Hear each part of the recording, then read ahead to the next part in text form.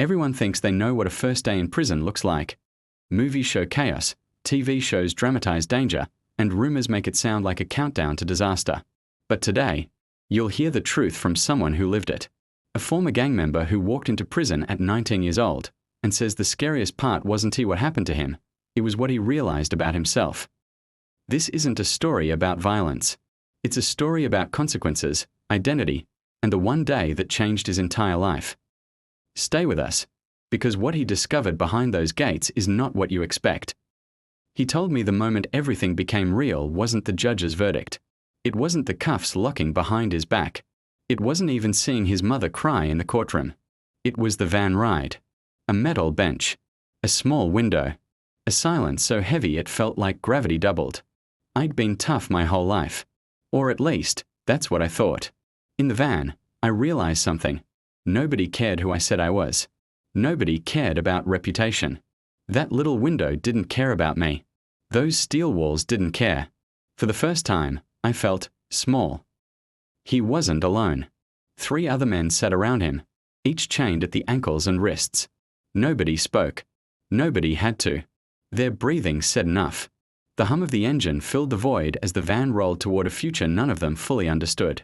He said he watched the world blur by through that tiny window. Stores, parks, families, people walking freely, and wondered if he'd ever see it the same way again. The world kept moving, but I felt like I was paused. Like I didn't exist out there anymore. When the van stopped, nobody had to announce where they were. The sound said it all. The clank of massive steel gates sliding open. Slow, heavy, deliberate. A sound that doesn't just echo, it settles into your chest. He remembered stepping out and seeing the facility for the first time. Tall fencing, layers of razor wire curling like cold metal vines, and guard towers watching with silent judgment. But what surprised him wasn't the environment. It was the order. People think prison is chaos. What I saw was system, routine, structure. Everything had a purpose, and everything happened the same way every day. He lined up with the others. The guards weren't cruel, just direct. Instructions were clear. Movements were controlled. Nobody pushed him. Nobody threatened him.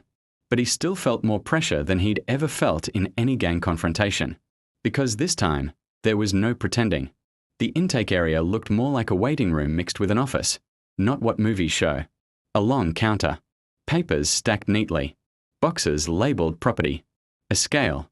A camera setup. Fingerprinting equipment. The process was clinical. Efficient. Predictable. But emotionally, it was overwhelming. First, they took his basic info. Name. Birthday. Height. Weight. Then came the part he said hit him the hardest. They asked if I had any affiliations or enemies. I hesitated. I didn't want to say anything that would follow me. But not saying something is worse. Everything you say in that moment decides where you live, who you're housed with, and how safe you are. For the first time, the gang he once proudly claimed felt like a burden he didn't want to carry. Next came property intake. Wallet. Phone. Keys. Even small personal items. Placed into a box. Sealed. Stored. Watching them seal that box felt like watching them seal the version of me who walked into that building. They put him away too. Then they gave him standard issue clothing. Simple, plain, uniform. He said putting it on felt like stepping into a role he didn't audition for. A nurse took vitals. Asked questions about health, medications, mental state. Calm. Professional. The opposite of what he expected. He said the strangest part was how normal everyone acted. Like this was just another day at work. Because for them, it was. After intake, they directed him to a large holding room. Benches. A water fountain. Other new arrivals sitting silently. This was the moment he expected something to happen. But nothing did. No threats. No intimidation. Just waiting. And thinking. That room showed me the truth. Nobody in there was trying to look tough. Nobody was trying to impress anyone. We were all just human. Nervous. Uncertain. Even the older guys stared at the floor. He said the silence was heavier than any confrontation he'd ever been in. Classification is the part most people don't talk about, but it's one of the most important steps. A counselor or officer sits down with you. They review your case. your background, your mental health, your risk level, your needs. I thought they were gonna just throw me somewhere random, but they actually try to place you where you're safest. They asked about enemies, about where I grew up, even about whether I preferred a calmer unit. He said the conversation was surprisingly calm. He wasn't judged. He wasn't lectured. Just evaluated. This meeting decides your housing unit, your cellmate, your daily routine, your access to programs, your supervision level, and in many ways, your entire experience. After classification came the walk. A guard escorted him down a long corridor. Each footstep echoed, not because it was loud, but because it was meaningful. He told me the strangest part wasn't the sound. It was the smell. Prison doesn't smell like danger. It smells like disinfectant and old concrete. It reminded me of a school hallway, but heavier somehow. He passed staff doing paperwork, inmates walking in supervised lines, others cleaning floors or carrying laundry carts. Not chaos, not fear, just routine. It almost felt normal. And that normalcy is what scared him most. When they reached his assigned unit, the guard opened a heavy steel door. Inside, he heard something unexpected. Not shouting, not threats, but conversation. People talking about sports, about weather, about their families. Normal conversations in a place nobody expected to find normal. He said that moment changed everything. I realized prison wasn't just cells and fences. It was people. Real people. Guys trying to get through their day, same as me. His heart raced more than at any other moment that day. The guard pointed to a door, opened it, told him to step in. Inside was a small, plain room with 2 bunks, a desk, and shelves, and a man sitting quietly reading a book. The man looked up, nodded once, said calmly, "You knew? Top bunk's empty." That was it. No hostility. No stares. That's when I realized I'd been preparing for a movie scene. But real life doesn't work like movies. His cellmate wasn't aggressive. He wasn't intimidating. He was surprisingly normal. Later he learned the man had been inside for almost a decade. Not violent, not confrontational, just focused on routines and staying out of trouble. That first interaction taught him the biggest lesson of the day. No tension. Just a simple acknowledgement. That's when I realized I'd been preparing for a movie scene. But real life doesn't work like movies. His cellmate wasn't aggressive. He wasn't intimidating. He was surprisingly normal. Later he learned the man had been inside for almost a decade. Not violent, not confrontational, just focused on routines and staying out of trouble. That first interaction taught him the biggest lesson of the day. The first night is the hardest, he said. Not because of fear, but because of reflection. Lights dim. The unit gets quieter. The reality sets in. He lay on the top bunk staring at the ceiling, listening to distant sounds, doors closing, muffled voices, the hum of fluorescent lights. I kept waiting for my first day test. The thing everyone talks about. But nothing happened. Just me and my thoughts, and that was hard enough. He realized something important. The first day in prison isn't about what others do to you. It's about what you're forced to face inside yourself. At 5:30 a.m., the lights flicked on. Not violently. Just part of routine. His cellmate stretched, nodded, and said, "Welcome to day 2." And that simple line, calm, almost friendly, was the moment he knew prison wasn't what he imagined. It wasn't a battleground. It wasn't a movie scene. It wasn't a test of toughness. It was a structured world full of people trying to make it through. It was consequences, reflection, growth, and the start of a long journey toward becoming someone different. He woke up to a world that wasn't entirely unfamiliar, and yet felt completely different. 5:30 a.m. Lights on. A voice over the intercom calling for morning count. He hadn't slept much, the unfamiliar sounds, the firm mattress, the weight of everything settling in, but none of that mattered. Morning meant movement, and movement meant he had to figure out how to exist in this new environment. His cellmate, Marcus, didn't rush. He didn't panic. He didn't look nervous. He simply folded his blanket, sat on the edge of his bunk, and waited. I studied him that morning. Not in a suspicious way, more like, he knew something I didn't. He looked calm. And calm felt rare in a place like that, at least to me. When the officer walked by for count, Marcus spoke quietly without even lifting his head. "Marcus, morning." The officer nodded. Nothing intimidating. Just routine. This was his first introduction to something that would shape his entire prison experience. The rhythm of routine. Count wasn't just head count. It was order. Structure. Predictability in a place most people imagine as unpredictable. That first count taught me something huge. Prison runs on patterns. On time. On schedules. Everything runs because everything is controlled. The officer confirmed both inmates were present. One line on a clipboard. One checkmark. And then the unit slowly came alive. Men waking up. Sinks running. The hallway buzzing softly as the building warmed with movement. Not chaos. Just controlled, consistent flow. He followed Marcus out of the cell, unsure of what to expect. The walk to the chow hall was supervised, structured, and surprisingly quiet. Inmates walked in a line, some chatting about sports, others rubbing sleep from their eyes. Nobody stared at him. Nobody whispered. Nobody challenged him. He later said the most surprising thing was that everyone seemed focused on their own world, not his. "I thought everybody would clock me, analyze me, test me. But breakfast time? Man, people just wanted food." He grabbed his tray. Sat at a table Marcus motioned toward. No tension. Just a group of men eating and talking about normal things. One guy complained about the instant coffee. Another laughed about a TV show from last night. It felt almost ordinary. As he ate, he realized something he hadn't expected. The fear he brought in with him didn't match the reality around him. Not because prison was soft. Not because it was easy. But because it was different from what he had imagined. He was still anxious. Still alert. Still unsure. But he wasn't in danger.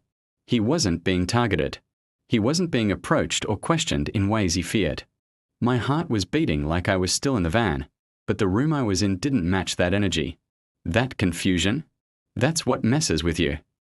The real challenge wasn't other inmates. It was managing the disconnect between expectation and reality. After breakfast, everyone returned to their respective units. Some grabbed books from the dayroom shelves.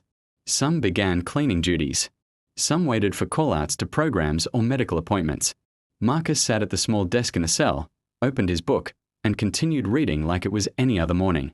The man had been locked up nearly 10 years. And you could tell. He didn't waste energy. Everything he did was intentional. Me? I was pacing inside my own head the whole time. He asked Marcus quietly, "So, what happens now?" Marcus didn't even look up from his book. "Marcus, now you learn the heart of this place." That line stuck with him, because he didn't know what the heart meant. Not yet. Around mid-morning, a staff member knocked lightly on the doorframe. "You're new. Come with me." It was time for another part of orientation, something most viewers don't hear about, but every inmate goes through. A one-on-one with the unit counselor. A small office with a desk, 2 chairs, a computer, a bulletin board filled with program flyers. The counselor wasn't intimidating. He wasn't overly serious either. Just straightforward. He asked about housing concerns, mental state, background, long-term goals, immediate needs, nothing invasive. Nothing judgmental. He asked me what I wanted my time here to be. And I didn't even have an answer. I had never thought about prison as something I could shape. I thought it shaped you. The counselor explained how call-outs work, what programs were available, how to avoid conflict, what rules mattered most, how to file requests, who to talk to if he needed help. It was one of the first times he felt treated like a person, not a number. He left the office feeling unexpectedly grounded. Back in the cell, Marcus finally put his book down. He motioned for him to sit. This was the moment every new inmate experiences. Not initiation, not intimidation, but orientation to the unwritten rules. Marcus wasn't trying to scare him. He wasn't acting like a mentor.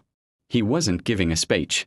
He was simply passing on survival wisdom, safe, non-violent, respectful. Marcus, first rule, stay out of people's business. Second rule, don't make promises you can't keep. Third rule, choose your routines early.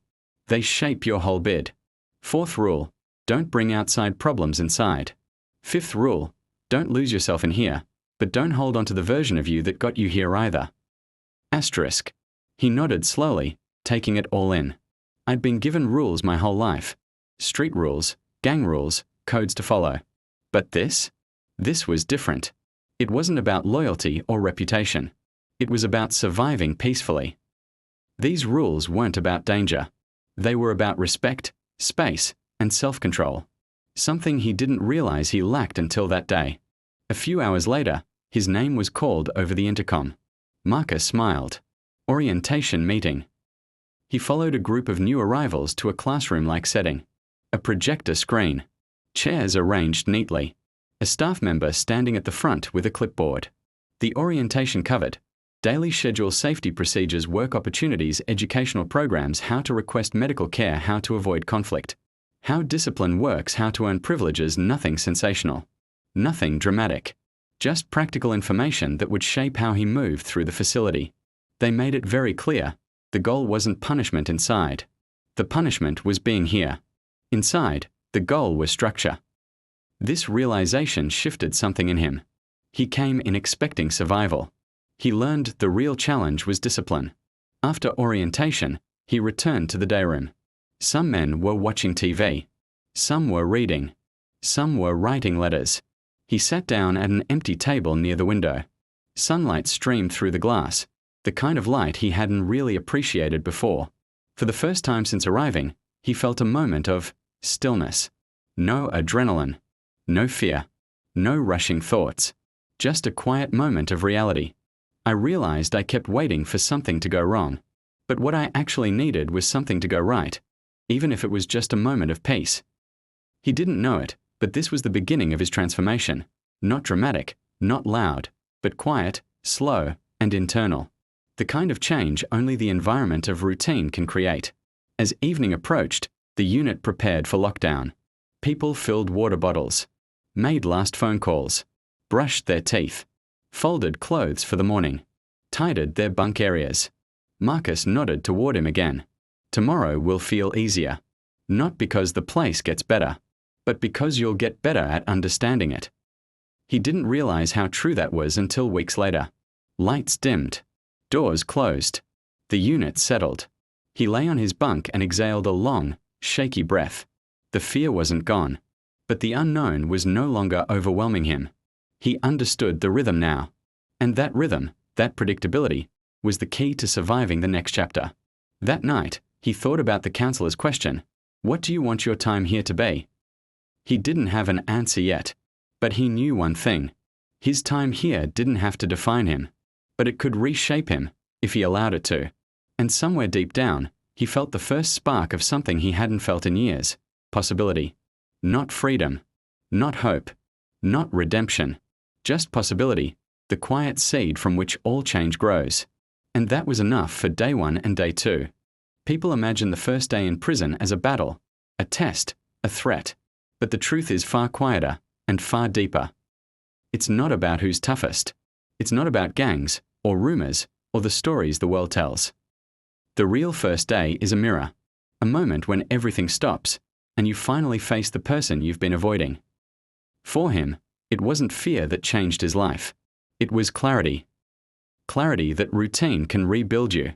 Clarity that identity can break and grow. Clarity that consequences aren't just punishment, they're lessons. I walked in thinking prison was the end of my story. But the first day taught me it could be the beginning of a better one, if I chose it to be. And that's the truth most people never hear. Thank you for watching another real story from behind the walls. If you want more honest, respectful documentaries that reveal the human side of the justice system, White Right Pointing Backhand Index, subscribe to the channel. White Right Pointing Backhand Index, like the video to support real stories. White Right Pointing Backhand Index, comment part 2 if you want the full journey of transformation. Because the world sees the crime. But here, we tell the story.